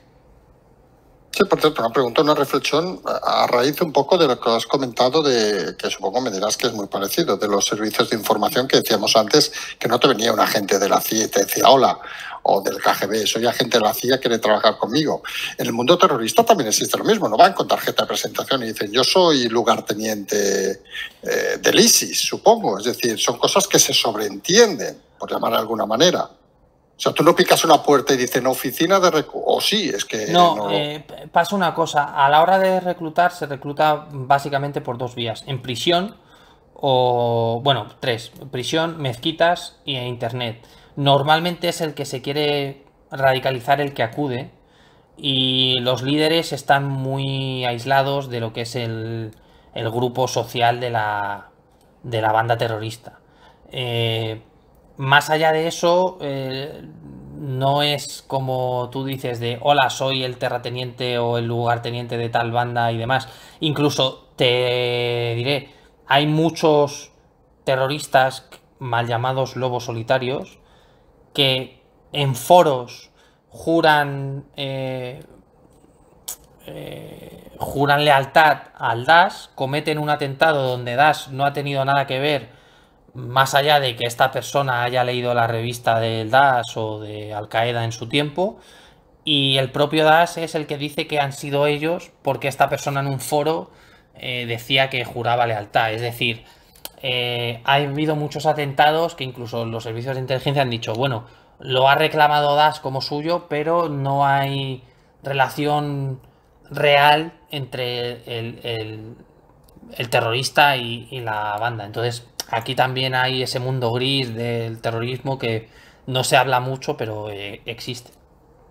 Es que no sería como una organización como en los años 70, 80, 90, tipo no era como la o el IRA, de... que había una estructura, digamos. Claro, tú no tienes un comando, tú no tienes un comando Donosti que eran 7 tipos que se... No, aquí hay un tipo que pone en Facebook o en un chat en la dark web, yo qué sé, pues juro lealtad al Daesh, Alhamdulillah, se pega... Se sube en un camión, se lleva a 20 y luego sale el Daesh diciendo hemos ido nosotros. Y no habían hablado en la vida.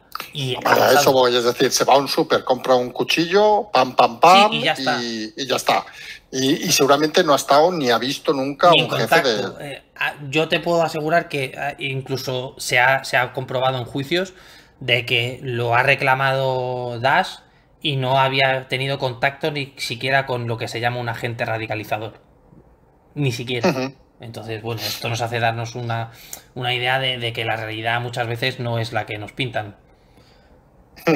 Vamos a otra pregunta. Nos dice, después de todo este tiempo en Afganistán, ¿qué piensa un soldado, un sargento, nos pone un general español frente a las decisiones de los últimos días del presidente del gobierno, la ministra de Defensa, si España ha perdido otra guerra?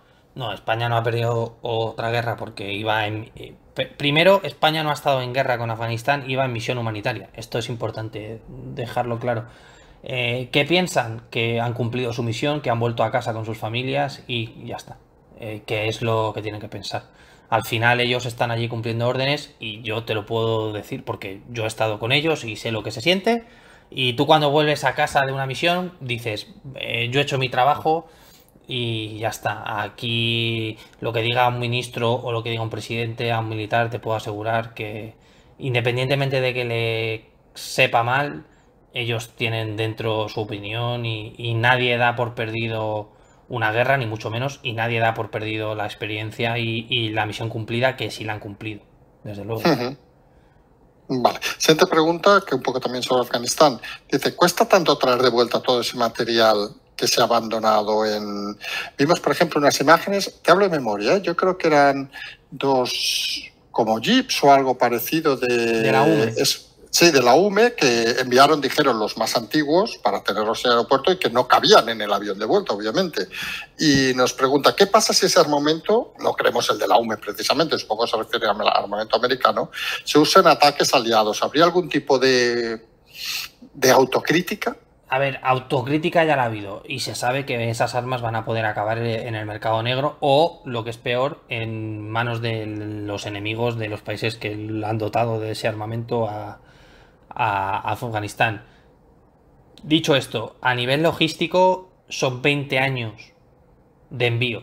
Es decir, claro que sale mucho más caro dejarlo allí. Y aquí hay que entender una cosa. Muchas de las armas que hay no son funcionales. Se han visto vídeos en las últimas horas de que los jeeps, los coches, los tanques, todo el armamento que han dejado de vehículos los habían incapacitado y los habían saboteado las propias tropas occidentales y de la coalición para que no los utilizaran. Es decir, a nivel de logística esto es una misión tremenda y obviamente había que dejarlo allí o destruirlo. Algunos pensamos que había que haberlo borrado del mapa, lamentablemente no ha sido así, pues ahora tenemos que cargar con las consecuencias de que lo utilicen en nuestra contra.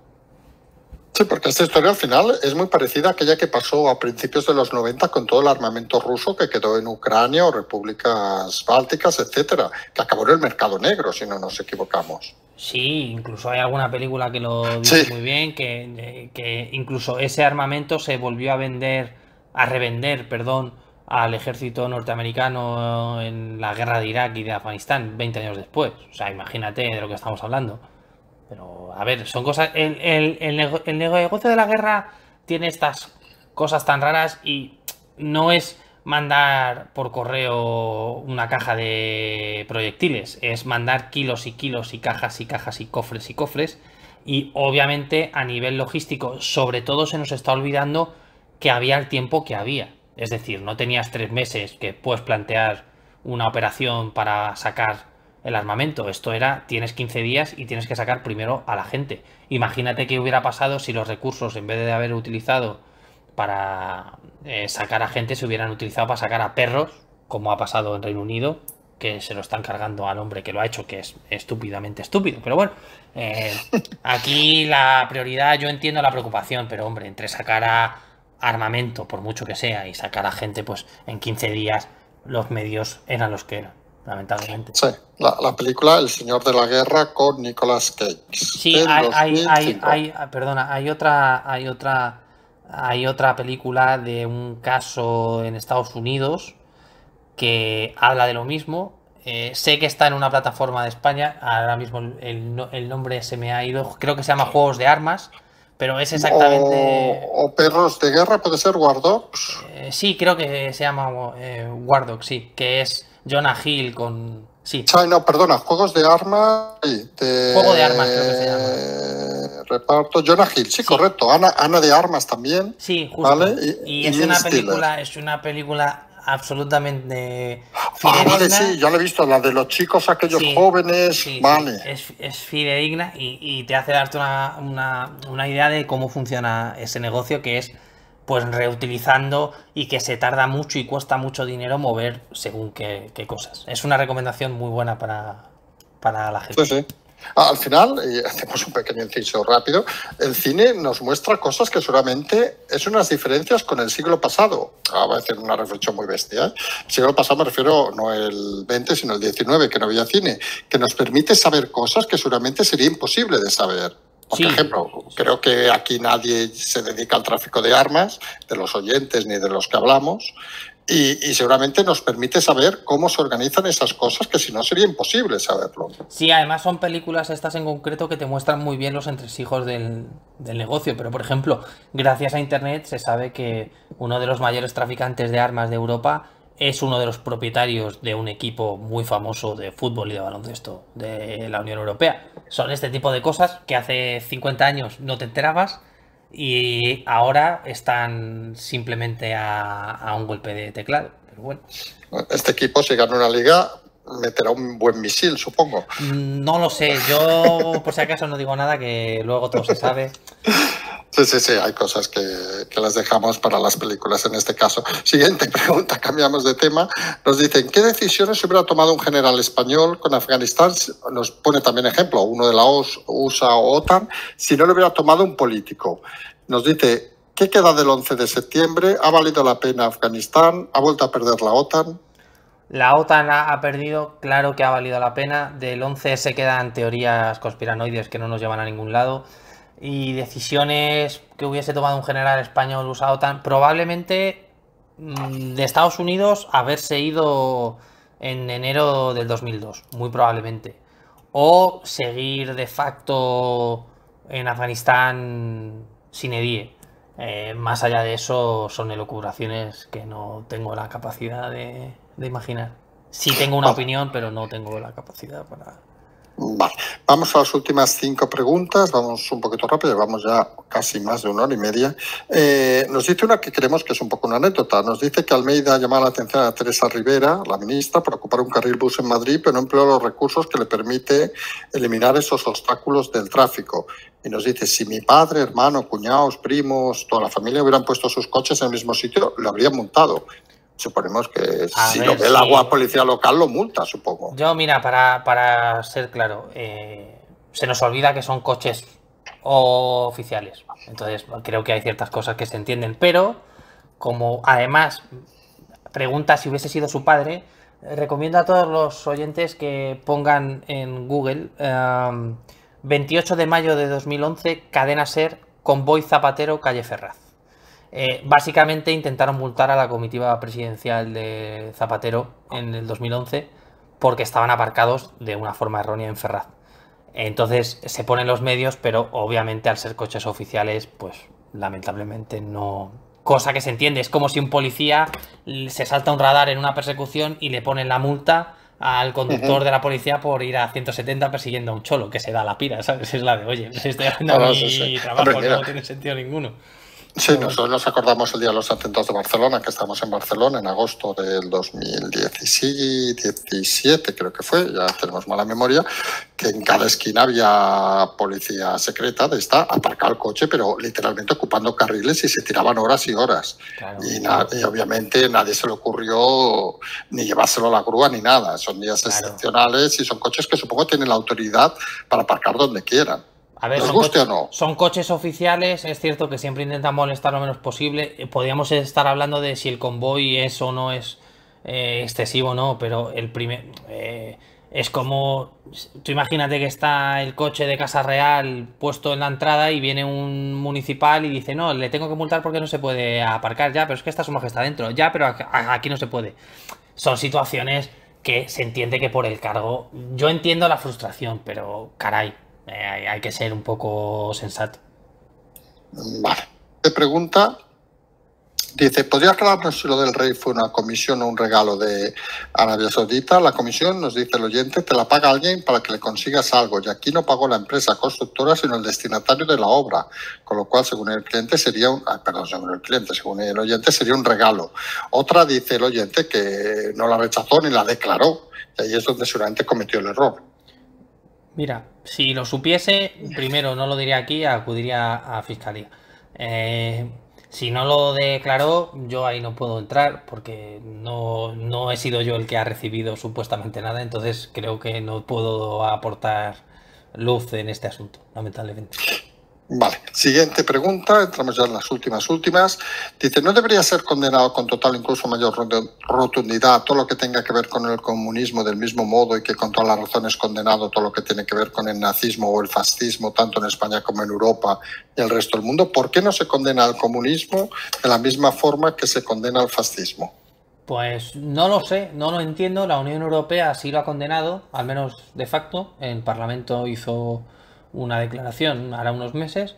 Pero bueno, aquí siempre está que hay unos que son los buenos y otros los malos. Desconozco el por qué a nivel internacional el comunismo goza de esa pátina de buenismo, pero creo que había que condenarlo, pero sin ningún lugar a duda, como cualquier fascismo o cualquier tema relacionado con estos Extremismo. asuntos, efectivamente. Sí, porque aquí al final, una cosa que nosotros hemos mirado alguna vez y no hemos sabido encontrarlo, no hay ni un solo gobierno en Europa que esté el Partido Comunista, excepto en España. Excepto que nos equivoquemos, ¿eh? Y si nos equivocamos, que algún lector nos lo ponga en comentarios. Yo de memoria te diría que solo nosotros. Sí, yo de memoria tampoco lo veo, ¿eh? Que a lo mejor sí que hay alguno, pero me extraña, porque precisamente los países del este sería rarísimo, digamos, claro, ya está como casi extinguido, entre comillas, y yo no te me diría suena. que nosotros, es verdad que Portugal hace unos años sí, pero ahora mismo miembros del PCE como tal, solo España. Sí. No hablamos de Podemos, hablamos del PC en este caso, que tenemos a Garzón, y si no nos equivocamos, y a Enrique de Santiago, aunque este sea secretario de Estado. Penúltima pregunta. ¿Acabarán en Cataluña los independents rebelándose alguna vez contra esas 300 familias, que siempre se habla de 300 familias en Cataluña, dirigentes que llevan tantos años engañando y manipulándolos? Bueno, si eso ocurre, será el final del independentismo. Así que si tiene que pasar, que pase. Pero vamos, que yo creo que está tardando demasiado en suceder. Es que recordemos, como os he explicado, que esa historia de las 300 familias se inicia con la época del esclavismo a finales del siglo XIX. O sea, que llevamos unos cuantos años con esta historia. Y la última pregunta de hoy, que creemos que es interesante, nos dice, la vamos a leer completa: no paro de leer y ver estadísticas de aumento de criminalidad en las distintas ciudades españolas. Y marcan en varias el aumento de delitos cometidos por inmigrantes, sobre todo menas o marroquíes. ¿Puede haber más problemas con esta gente en su futuro en un futuro? ¿Qué solución puede tener esto? ¿Piensa que algún partido se va a tomar medidas? Incluso Ayuso dijo en Madrid que no había problemas con los menas, cosa, nos dice el autor, que no es cierto. Bueno, mira, si me permites, voy a lanzar la liebre para que la gente lo busque, porque cuando se habla de datos y se habla de que se cometen crímenes y que estamos en el mundo que se va a acabar, creo que en ciertos temas son lo suficientemente serios como para perder 2 minutos en buscarlo. Hay datos en este año solo del primer trimestre, y si la gente pone en Google portal estadístico de criminalidad, les lleva a una página del Ministerio del Interior y ahí hay una pestaña que pone balance trimestral de criminalidad. Si le pinchan ahí, aparece año 2021, aparece solo los resultados del primer trimestre. Seleccionas ahí y en el punto 1.1 puedes seleccionar los datos por comunidades y ciudades autónomas. Si le das ahí, si la gente elige todo nacional y la totalidad de infracciones en la segunda columna que pone tipología penal y en la tercera ponen variación 2021, vamos a los siguientes datos que te parece, si te parece te leo para ver que lo que dice el oyente Sí, en este caso no es real. El total de infracciones penales en España en los 3 primeros meses, que son los últimos datos que hay, ha bajado un 9,3%. En cuanto a hurtos, por ejemplo, ha bajado un 30,2%. A ver, perdona, un 30,2%.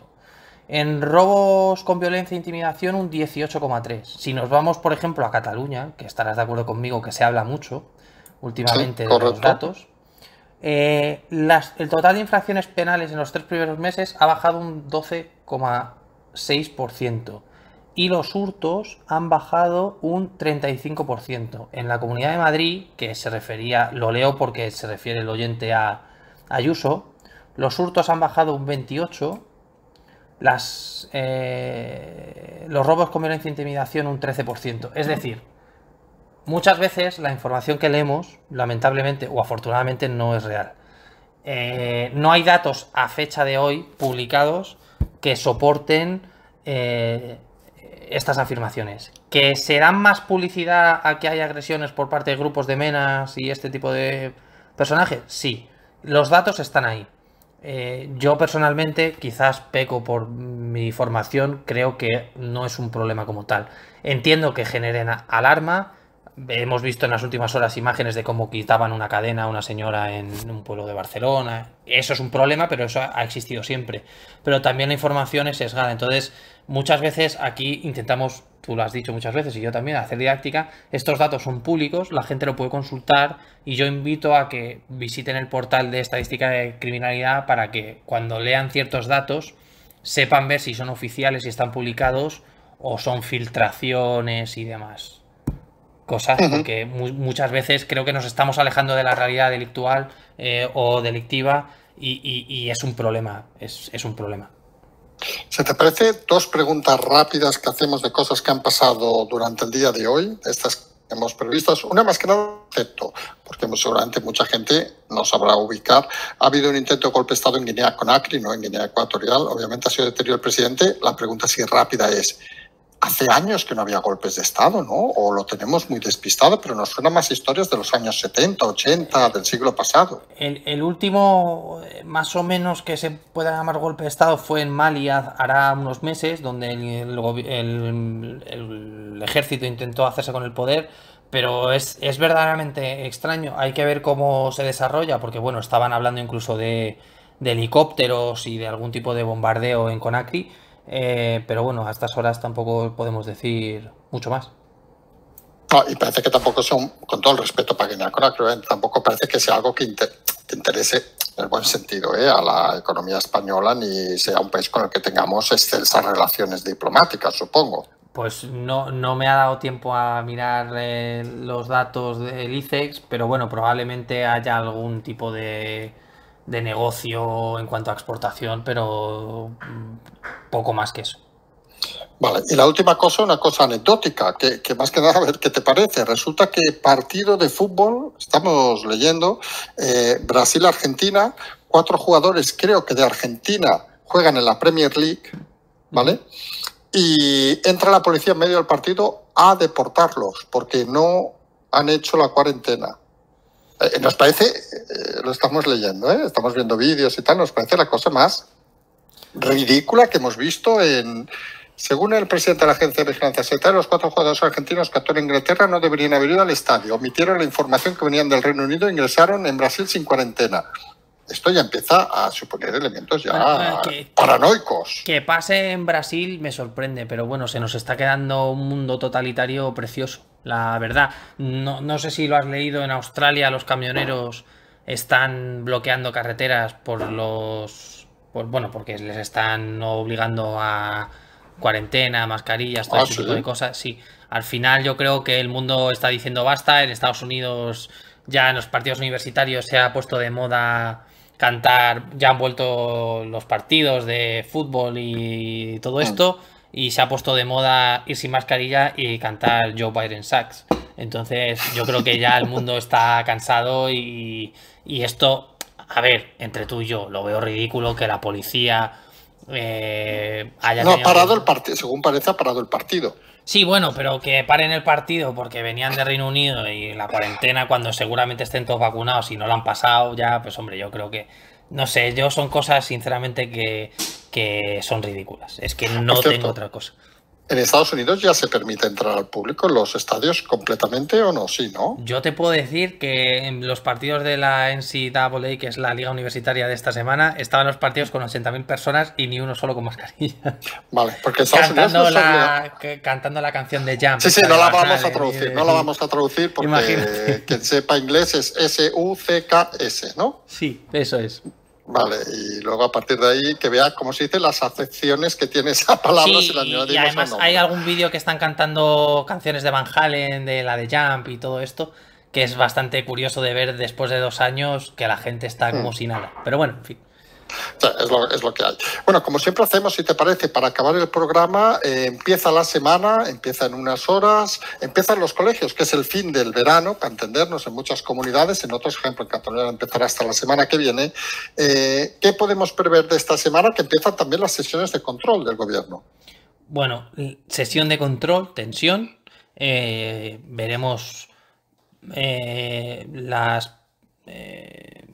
lo que dice Vox, lo que dice PP del tema de la luz, que parece ser que va a ser la clave de todo, el tema de la fiscal general del Estado, si Félix Bolaños nos regala alguna perlita más en los próximos días. Empieza un mes muy complicado, hay que ver los presupuestos generales del Estado.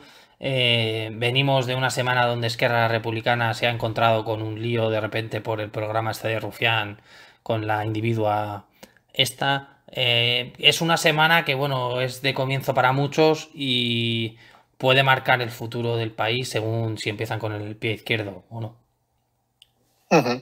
Vale, pues si te parece que hemos hecho un programa hoy un poquito más largo de lo habitual, lo dejamos ya aquí. Como siempre, agradecerte todo este tiempo y decir buenas noches.